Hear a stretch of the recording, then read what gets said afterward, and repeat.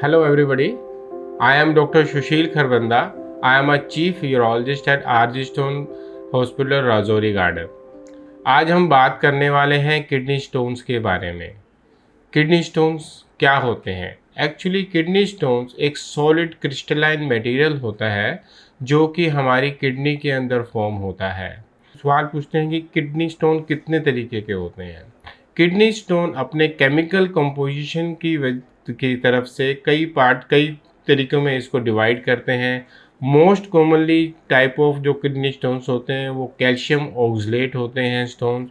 Calcium oxalate भी दो तरीके के होते हैं, calcium oxalate monohydrate and calcium oxalate dihydrate.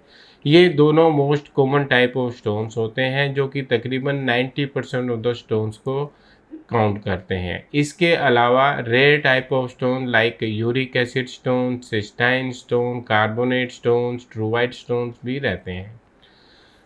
अगला सवाल ये रहता है कि ये स्टोन हमारी किडनी में क्यों बनते हैं। मोस्ट कॉमन जो कोज होता है हमारी किडनी में स्टोन फॉर्मेशन का वो होता है कि पानी का इंटेक कम लेना। सबसे ज़्यादा कॉमन अगर आप कहेंगे इसका रीज़न क्या है, अगर बॉडी के अंदर वाटर का इंटेक कम होगा तो उसको स्टोन फॉर्मेशन के चांसेस ज़्यादा होंगे।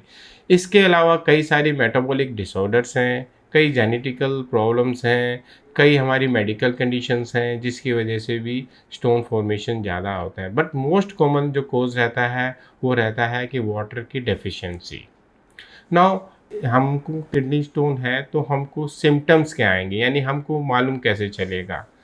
मोस्ट कॉमनली जो पेशेंट जो होते हैं किडनी स्टोन्स के आते हैं वो हमारे पास पेन की वजह से आते हैं। जनरली जो किडनी स्टोन्स की वजह से जो पेन होता है वो फ्लैंक पेन होता है, यानी कि किडनी हमारे साइड में पेन होता है जो कि ट्रैवल करके नीचे की तरफ जाता है। ये मोस्ट कॉमन सिम्टम रहता है किसी भी किडनी स्टोन्स का।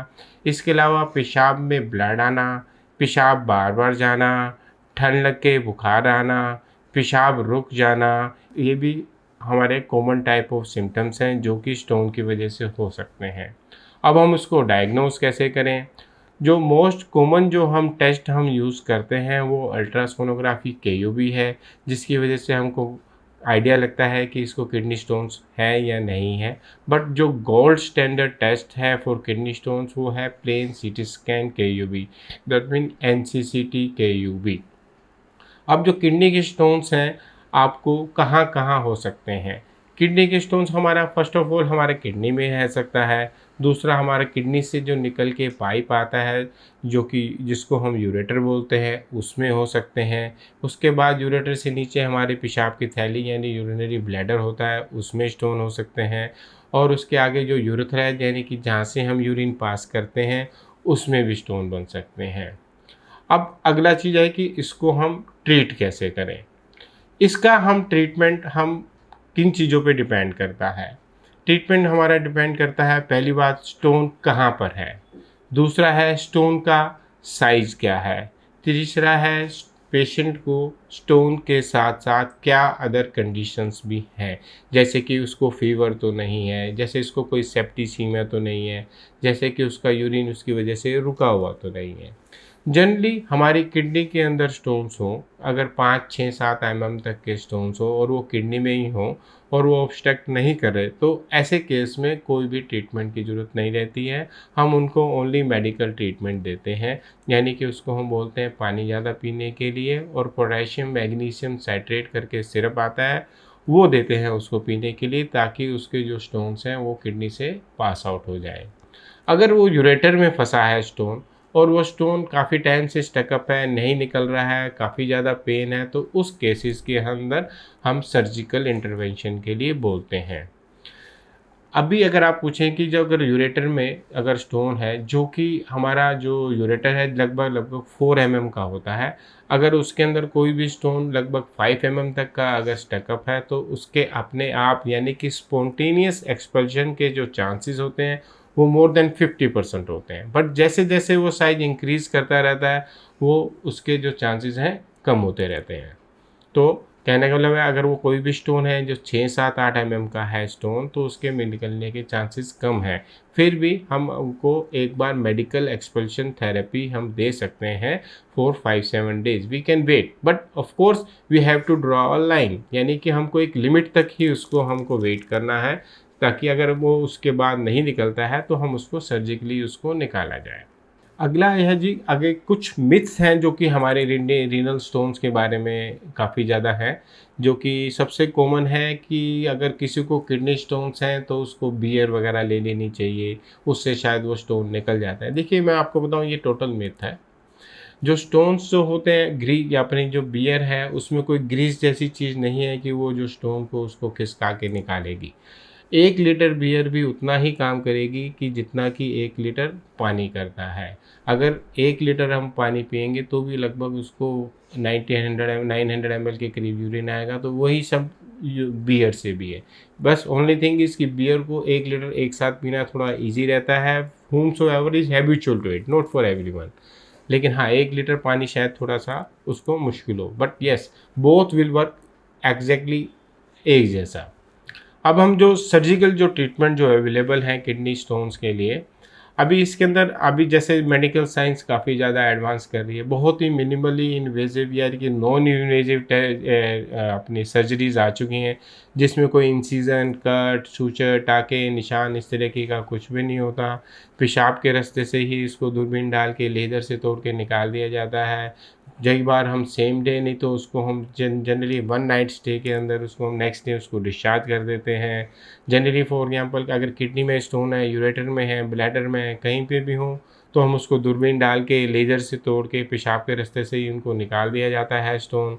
उसमें स्टे भी मैक्सिमम टू मैक्सिमम 1 डे रहता है, 24 आवर्स के बाद पेशेंट को डिस्चार्ज कर देते हैं। और आप मान के चलिए 99% of the patient very next day अपनी ड्यूटीज़ को ज्वाइन कर सकते हैं, अपने किसी भी काम पे जा सकते हैं।